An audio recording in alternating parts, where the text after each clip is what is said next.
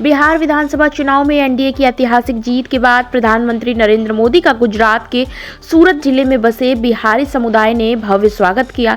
इस समारोह में पीएम मोदी ने चुनाव नतीजों पर प्रतिक्रिया देते हुए विपक्षी महागठबंधन पर भी निशाना साधा।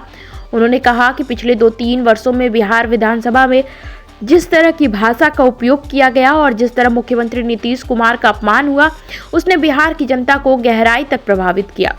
पीएम मोदी ने दावा किया कि यही घटनाएं थी जिन्होंने मतदाताओं के भीतर विपक्ष के प्रति नाराजगी जताई और बढ़ाई। एनडीए को यह प्रचंड जनादेश मिला। अपने संबोधन में प्रधानमंत्री मोदी ने बिहार की पहचान, उसकी प्रतिभा और विकास की आकांक्षा पर जोर दिया। उन्होंने कहा कि बिहार की शताब्दी मनाने में गुजरात ने भी गर्व के साथ हिस्सा लिया था।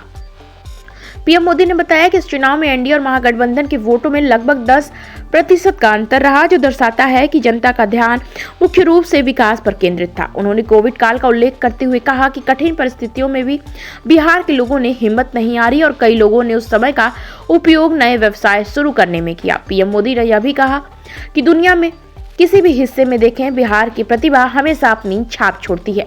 अपने भाषण के दौरान प्रधानमंत्री ने महागठबंधन के नेताओं, विशेष रूप से राहुल गांधी और तेजस्वी यादव पर तीखा हमला किया।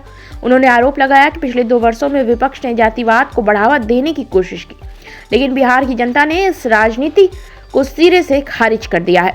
पीएम मोदी ने कहा कि दलित समुदाय बहुल क्षेत्रों में एनडीए की बड़ी जीत इस बात का प्रमाण है कि समाज को बांटने की कोशिशें असफल रही। साथ ही उन्होंने विपक्ष पर चुनाव हार के लिए ईवीएम और चुनाव आयोग को दोष देने का आरोप लगाया।